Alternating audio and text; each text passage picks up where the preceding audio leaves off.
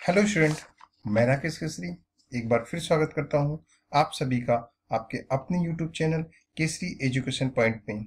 आज की इस वीडियो में हम बात करेंगे एक अत्यंत इम्पोर्टेंट टॉपिक परसेंटाइल अर्थात शतांश को कैसे ज्ञात करते हैं के बारे में। यह न्यूमेरिकल क्वेश्चन सीसीएस यूनिवर्सिटी के BEd second year subject assessment for learning अर्थात अधिगम का आकलन का एक इम्पोर्टेंट टॉपिक है, जो कि 100% आपके एग्जाम में आने वाला प्रश्न है, जो आपको इस पेपर में अधिकतम अंक दिला सकता है। इसलिए आप इस वीडियो को अंत तक अवश्य देखें, क्योंकि इस वीडियो को देखने के बाद आप बहुत ही आसानी से इससे संबंधित आने वाले किसी भी प्रश्न को कर सकते हैं। साथ ही जितने छात्र इस वीडियो को देख रहे हैं वे वीडियो को लाइक व शेयर अवश्य कर दें, और जिन छात्रों ने अभी तक चैनल को सब्सक्राइब नहीं किया है वे चैनल को सब्सक्राइब अवश्य कर दें, और साथ ही बेल आइकन को अवश्य ऑन कर दें, जिससे कि आपको इम्पोर्टेंट वीडियो की नोटिफिकेशन मिलती रहे। So student, let's start our topic percentile. Percentile, सबसे पहले हम ये जानें कि परसेंटाइल होता क्या है। परसेंटाइल, जिसे हम शतांश भी कहते हैं, जिसे हम प्रतिशतक भी कहते हैं, तो प्रतिशतक शतांश मान किसी समूह के उस बिंदु या प्राप्तांक को सूचित करता है जिसके नीचे समूह के प्राप्तांकों का एक निश्चित प्रतिशत होता है। अर्थात शतांश वे बिंदु हैं जो आवर्त विवरण को 100 बराबर भागों में विभाजित करते हैं। इनमें से प्रत्येक भाग में कुल प्राप्तांक के 1% प्राप्त होते हैं। परसेंटाइल को हम दो तरीके से ज्ञात कर सकते हैं। एक, जब हमारे पास डाटा अवर्गीकृत हो, और दूसरा जब हमारे पास डाटा वर्गीकृत रूप में हो। तो सबसे पहले हम अवर्गीकृत आंकड़ों की बात करते हैं। अवर्गीकृत आंकड़ों में अगर हम देखें तो इसका फार्मूला, इसका सूत्र सबसे मेन इंपॉर्टेंट रोल प्ले करता है। तो इसका सूत्र होगा PK = NK/100 + 0.5। NK यहाँ पर N total number off score है, K वह बिंदु जिसका शतांश मान निकालना है हमें, अर्थात जो आपसे क्वेश्चन में पूछा जाएगा, और P शतांश मान है, शतांश परसेंटाइल वैल्यू है। तो आपका फार्मूला होगा PK = NK/100 + 0.5 वहाँ प्राप्तांक, अर्थात जो भी आएगा वही वहाँ प्राप्तांक, वो नंबर का प्राप्तांक आपका परसेंटाइल मान कहलाएगा। चलिए क्वेश्चन को सॉल्व करते हैं, देखते हैं और क्लियर होता है। एक क्वेश्चन है, calculate P10, P20, P30 of following score. निम्नलिखित प्राप्तांकों का P10, P20 और P30 ज्ञात कीजिए। प्राप्तांक जो दिए गए हैं वो दिए गए हैं 16, 20, 26, 14, 21, 27, 29, 30, 35 और 23। ये टोटल जो प्राप्तांक वो दिए गए हैं वो आप देखिए तो यहाँ पर आपको दिखाई पड़ेगा 1, 2, 3, 4, 5, 6, 7, 8, 9, 10 प्राप्तांक आपको दिए गए हैं। तो सबसे पहले हम इस क्वेश्चन को सॉल्व करने से पहले हमें इसे असेंडिंग ऑर्डर में लगाना है। असेंडिंग ऑर्डर 10 स्कोर दिए गए हैं, उसको हम कम से ज्यादा की ओर लगाएंगे। पहले सबसे कम, फिर उससे अधिक, फिर उससे अधिक, फिर उससे अधिक, इस तरह से हम इसको लगाएंगे। तो सबसे कम इसमें आप देखिए 14 है, उसके बाद फिर आपका 16 है, फिर 20 है, फिर 21 है। ऐसे करते करते सबसे जो हाईएस्ट स्कोर आया है वो 35 है, और जो सबसे लोएस्ट स्कोर है उसको हम 1 देंगे। उसके बाद फिर उससे जो हाई है उसको 2 देंगे, फिर ऐसे बढ़ते हुए क्रम में उसको हम 10 देंगे। तो 1 to 10 जो हमारे पास स्कोर मिले हैं उसको हम 1 to 10 रैंक देंगे। अब रैंक देने के बाद हम सीधे आते हैं अपने फार्मूले के ऊपर। तो फार्मूले की ओर अगर आते हैं तो देखते हैं PK = NK/100 + 0.5, और क्वेश्चन में पूछ रहा है हमसे कि P10 ज्ञात कीजिए। तो P10 के वह बिंदु जिसका प्राप्तांक ज्ञात करना है वह मान, तो यहाँ पर P10 हो गया। N टोटल जो नंबर ऑफ स्कोर है वो 10 है, 1, 2, 3, 4, 5, 6, 7, 8, 9, 10। तो 10 हो गया आपका N प्लस के जो मान आपको निकालना है, तो P10 की वैल्यू निकालनी है, P10, तो K इक्वल टू 10 हो गया अपन 100। इसको हम सॉल्व करते हैं तो 100 डिवाइड बाई 100 प्लस 0.5, तो ये आपका हो गया 100 डिवाइड बाई 100 1 हो गया, 1 प्लस 0.5 1.5 वहाँ प्राप्तांक, 1.5 वहाँ प्राप्तांक में देखिए 1 जो प्राप्तांक कितना है 14 है, तो 1 का मान यहाँ पर 14 है। 0.5 में अगर हम बात करें तो 0.5 में हम क्या करेंगे, दूसरे प्राप्तांक से पहले प्राप्तांक को घटा देंगे, तो दूसरा प्राप्तांक आपका 16 है और पहला प्राप्तांक आपका 14 है, तो 16 माइनस 14 2 आ गया, तो आपका ये वैल्यू हो गया 0.5 इंटू 2 1, तो 14 पहला प्राप्तांक जो आपका था प्लस 0.5 जो हम इसको सिंप्लीफाई किए ये 1 आ गया, तो 14 प्लस 1 15, तो ये आपका वैल्यू आपकी आ गई 15, तो P10 की वैल्यू आपकी 15 आ गई। ध्यान रखने की बात ये है कि जब भी आपका पॉइंट में डेसिमल में आए 1.5 आ रहा है, इसका मतलब है कि पहला प्लस 0.5 में जो उससे पहले का है 2 माइनस 1, अगर 2.5 है 3 माइनस 1, तो 1 आपका जो स्कोर है वो तो 14 आपका है ही, प्लस 0.5 में 2 माइनस 1 हो जाएगा, इसको आपको ध्यान में रखना है, और 0.5 उसमें आप मल्टीप्लाई कर दीजिए, तो ये आपकी वैल्यू आपकी 15 आ गई। चलिए सेकंड देखते हैं और क्लियर हो जाएगा आपका। P20 है, P20 में देखिए N 10, K का मान 20, तो 200 अपन 100, इसका मान 2 हो गया, और प्लस 0.5 2.5, देखिए यहाँ भी 2.5 आ रहा है, अब 2.5 पर इसका मतलब दूसरा प्लस 0.5 इंटू 3 माइनस 2, तो 3 माइनस 2 मतलब third score minus second score, तो 2 प्लस 0.5, थर्ड स्कोर आपका कितना है देखिए 20 है, और सेकंड स्कोर आपका 16 है, तो 20 माइनस 16 आपका 4 हो गया, 4 को 0.5 से मल्टीप्लाई करेंगे तो 2 आ गया, तो 16 आपका दूसरा प्राप्तांक है, देखिए यहाँ पर 16 दिया हुआ है, तो दूसरा प्राप्तांक 16 हो गया, और प्लस आपने इसे सिंप्लीफाई किया तो कितना है 2 आया, तो 16 प्लस 2 आपकी कितना वैल्यू कितनी आ गई 18, तो P20 की जो आपकी वैल्यू आ रही है वो आ रही है आपका 18। नेक्स्ट हम देखते हैं P30 को देखते हैं।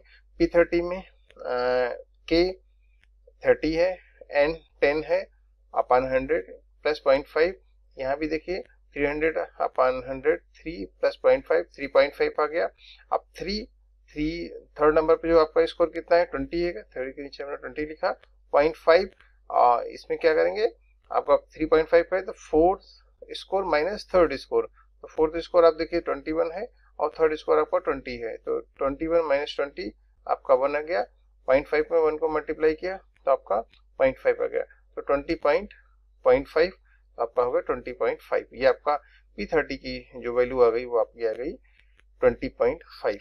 आई होप ये क्लियर हो गया होगा और कोई इसमें ज़्यादा कंफ्यूजन की बात नहीं है, बस ये ध्यान रखना है अगर पॉइंटों में आए डेसिमल तो जो उससे 3.5 है तो 4.4 माइनस 3 हो जाएगा, 5.5 है तो आपका 6 माइनस 5 हो जाएगा, ये आपको ध्यान रखना है। एक क्वेश्चन है, आप इसे प्रैक्टिस करिएगा और इसके आंसर को आप कमेंट बॉक्स में लिख दीजिएगा, आपका वो आंसर की रिप्लाई मैं कर दूंगा, आपका सही है कि आपको उसमें कोई डाउट है या आपका क्लियर है कि नहीं है। चलिए फिर नेक्स्ट जो हम दूसरा केस लेते हैं वो लेते हैं ग्रुप डाटा का। तो ग्रुप डाटा में हम सबसे पहले इसके फार्मूले की बात करते हैं, तो फार्मूला इसका है PP equal to L plus PN minus FB upon FA into CI। PP यहाँ पर परसेंटेज पॉइंट हो गया और जिसे शतांश बिंदु भी कहते हैं, और L लोअर लिमिट हो गया जिसमें वो परसेंटाइल पॉइंट वेरी करता है, और PN जो है वो आपका है कुल आवृत्तियों का प्रतिशत भाग जो अपेक्षित है, जिसे हम PN equal to N upon 100 into K से भी प्रदर्शित कर सकते हैं, और FB है वो शतांश वर्ग से नीचे वाले वर्ग की संचयी आवृत्ति है, और FA actual frequency in which class interval PP falls वास्तविक आवृत्ति जिसमें वर्ग अंतराल PP आता है, और CI आपका क्लास इंटरवल है। तो ये आप फार्मूले को अच्छे तरीके से याद कर लीजिए, PP equal to L plus PN minus FB upon FA into CI। चलिए क्वेश्चन को करते हैं। फिर ये क्वेश्चन देखिए CCC यूनिवर्सिटी 2019 में आया हुआ है और इसमें आपका क्लास इंटरवल दिया हुआ है, फ्रीक्वेंसी दी हुई है, और इसमें आपसे पूछा जा रहा है कि P30 और P70 की गणना कीजिए। तो सबसे पहले हम इसको टेबल फॉर्म में फिट करते हैं। उससे पहले हमें P30 और P70 को देखना पड़ेगा कि ये किस टेबल में वेरी करता है, किस कॉलम में वेरी करता है। तो सबसे पहले हम निकालते हैं, Pn का मान निकालते हैं। तो Pn अगर P30 के लिए निकालेंगे तो Pn इक्वल टू, अभी आपने निकाला था अवर्गीकृत डाटों में, तो यहाँ पर क्या है n को हम यहाँ पर देखें तो उसके लिए हमें टेबल एक बनाना पड़ेगा, इस टाइप से टेबल बनाना पड़ेगा हमें। तो ये टेबल को हम आपका ध्यान से देखें तो जो ये वैल्यूज है, ये वैल्यूज दिया हुआ है ऑलरेडी, ये भी आपको वैल्यूज दिया हुआ है। ठीक, इसमें हम सबसे पहले क्लास इंटरवल की बात करें तो क्लास इंटरवल देखिए 10 to 20 दिया हुआ है। 10 to 20 मतलब क्लास इंटरवल आपका 3 हो गया। आप फिंगर पे काउंट कर लीजिएगा, 10, 11, 12 आपका 3 हो गया। सारी फ्रीक्वेंसी को जो दिया गया है इसको हम एक एक करके जोड़ लेते हैं। तो हम इसको अगर टोटल करते हैं 2, 10, 15, 19, 16, 8, 9, 7, 3, 1, तो ये टोटल आपका n इक्वल टू 19 आ जाएगा। तो ये आपका 19 आ गया। इसके बाद एक हम और कॉलम बना लेते हैं और उसमें हम संचयी आवृत्ति को निकाल लेते हैं क्योंकि इसकी हमें जरूरत पड़ेगी। तो संचयी आवृत्ति निकालने के लिए सबसे सिंपल तरीका मैं आपको पता भी होगा और मैं आपको बता भी देता हूँ। जो भी संचयी आवृत्ति आपकी स्टार्टिंग होगी, जो आपकी आवृत्ति का सबसे लोएस्ट वैल्यू होगा वो वही संचयी आवृत्ति की लोएस्ट वैल्यू होगी। देखिए यहाँ 1 से 1 है तो ये सेम रहेगा, हमेशा याद रखिएगा। फिर नेक्स्ट आपका जो वो संचयी आवृत्ति होगा वो फ्रीक्वेंसी में ऐड होता जाएगा।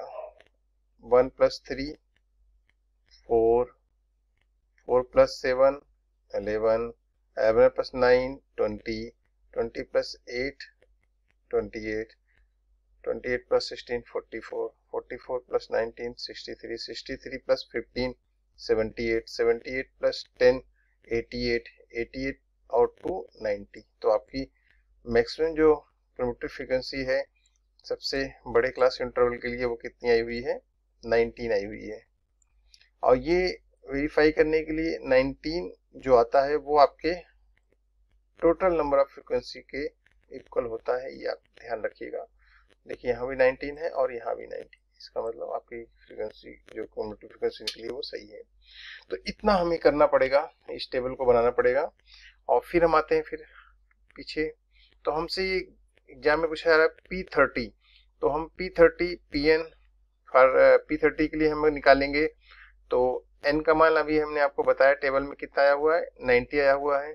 तो n का मान 90 हो गया। k जो निकालना है हमें शतांश 30, तो इंटू 30/100, तो 2700/100 27 आ गया। यही 27 जो आपका वैल्यू है इसको आपको सबसे पहले निकालना सबसे ज्यादा जरूरी है क्योंकि इसी वैल्यू से ही आप परसेंटाइल या शतांश P30 का निकाल पाएंगे।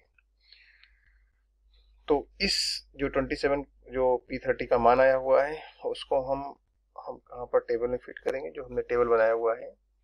हमें ये देखना है कि जो आपका P30 का मान जो आपका आया हुआ है Pn27, ये इस टेबल में संचयी आवृत्ति में कहाँ वेरी कर रहा है।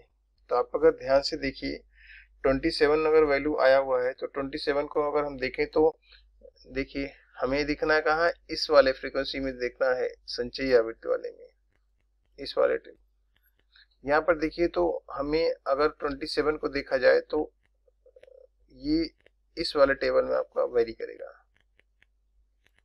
एग्जैक्ट आ जाए तो बहुत अच्छी बात है, नहीं आता तो नियरेस्ट हम उस रो को लेंगे, क्लास इंटरवल को लेंगे जो वेरी करता है। तो 27 के सबसे नियरेस्ट में 28 आ रहा है, तो इस वाले हम पूरे रो को कैप्चर कर लेंगे।